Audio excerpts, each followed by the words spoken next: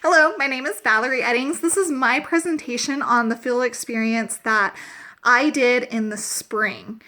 So I visited a first grade classroom at Jacqueline Elementary School, which is located in West Valley. And they have 26 students, 13 of which are ESL kids. So half and half.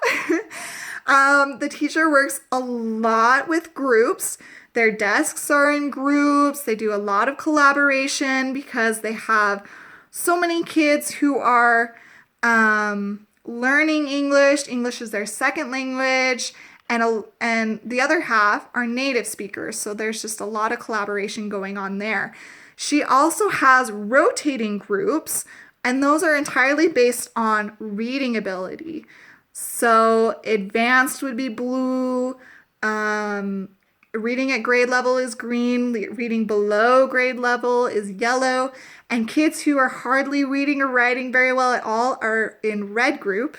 Most of the kids that I will be talking about are in red group.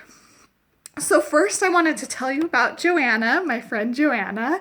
Her native language is Spanish.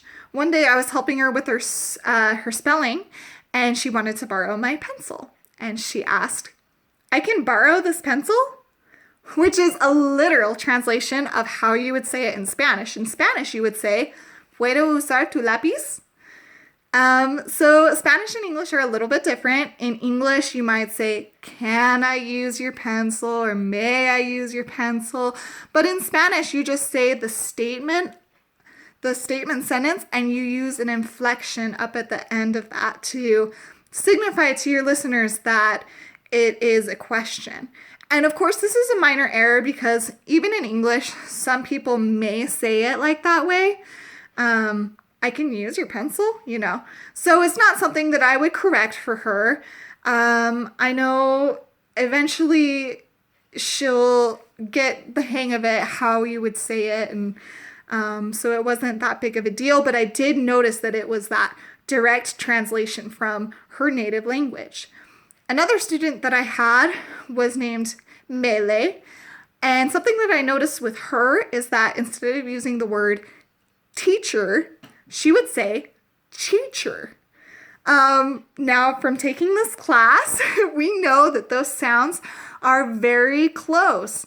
The CH sound is a combination of teet, that voiceless stop sound, and that voiceless fricative of sh. So if you put those together, that makes ch. So she just was combining these sounds. They're very close. Again, a minor error. I wouldn't fix this. Eventually, she's going to be able to distinguish the two sounds. So, but just for now, she'll be saying teacher. Another example that I wanted to show you was a piece of writing. Now, let me tell you, in first grade, we're not pumping out essays, so there's not a lot of writing going on because we're just learning. But my friend Noah, he's very beginner, very little English. He was asked what he likes to do in the snow, and he wrote, "I snowman make." So you can see there's just a jumble of the noun and the verb, kind of a misplace. So luckily in first grade, we're all learning. We're all trying to understand the semantics of English. Everything is phonetic. We're all sounding out, which is just perfect for these ESL kids because then they get to learn from the bottom up. Sometimes I noticed the classroom teacher would allow for the student to do a little bit less.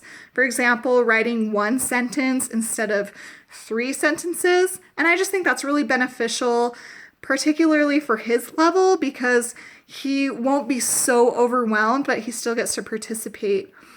Overall, my personal belief as a teacher is to be a little easier on ESL kids and just try to be hyper aware of how much language affects every single thing in the classroom and everything that you're going to be assigning and these kids are going to be doing. And so that's something that I would like to do as a teacher personally. Thank you so much for listening to my report. Goodbye.